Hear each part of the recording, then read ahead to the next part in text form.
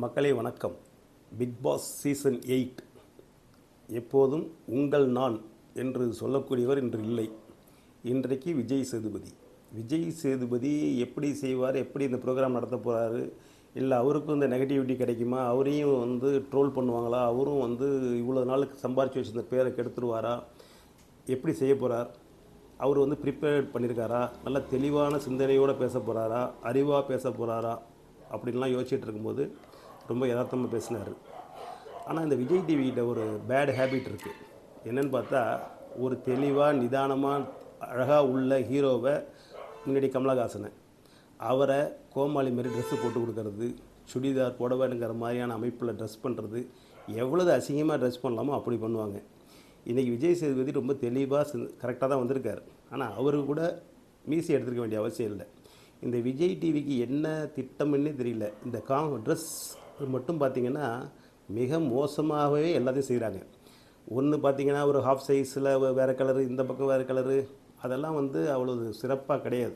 விஜய் சேதுபதி அந்த மாதிரி விஷயங்கள்லாம் விட்டு கொடுக்க மாட்டார்னு நினைக்கிறேன். சிறப்பாகவே வருவார். ஓகே. அப்புறம் இந்த நிகழ்ச்சியில் கலந்துக்கிட்டவங்க ஒன்றும் பெரிய இம்பேக்ட் ஏற்படுத்தலை.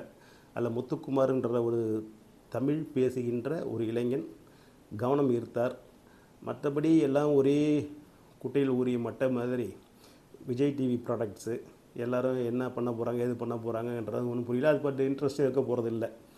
பட் இந்த மாதிரி நிகழ்ச்சிகளை ஒன்றும் பெருசாக மாற்றம் வர மாதிரி தெரியல. இன்ட்ரெஸ்ட் இல்லை, ஆர்வம் மக்கள்கிட்டையும் குறைஞ்சிருச்சு. காரணம், போன தடவை ட்ரோல் பண்ண விஷயங்களால் விஜய் டிவியோட மவுஸ் குறைஞ்சி தான் போச்சு. விஜய் டிவியில் பிக் பாஸோட இது குறைஞ்சி தான் போச்சு.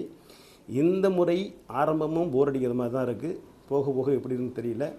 இதில் மிக முக்கியமான விஷயம், விஜய் சேதுபதி அதை எப்படி கொண்டு போகிறாருன்னு. ஆனால் நேற்று அவர் ஒருத்தர் ரஞ்சித்தோட நண்பர் ஒருத்தர் சார் சாப்பிட்டீங்களா அப்படின்னு கேட்டுட்டு, எங்கள் ஊரில் அப்படி தான் கேட்போம் அப்படின்னு வலிந்து ஒரு விஷயத்த சொல்ல ஆசைப்பட்டார். அதை எடுப்பிலே எல்லா ஊர்லேயும் அப்படி தான் கேட்பாங்க, இதெல்லாம் ஒன்று தாங்க அப்படின்னு சொல்லி சாதாரணமாக கட் பண்ணி விட்டார். பட் இது இந்த அளவில் இருக்கும்போது கரெக்டாக இருக்கும். அது கொஞ்சம் அதிகப்படியாக போனால் அதுவும் தவறாக போகும். இருந்தாலும் அடுத்தடுத்த வாரங்களில் எதிர்பார்ப்போம் என்ன நடக்கிறது என்று பொறுத்திருந்து பார்ப்போம். நன்றி, வணக்கம்.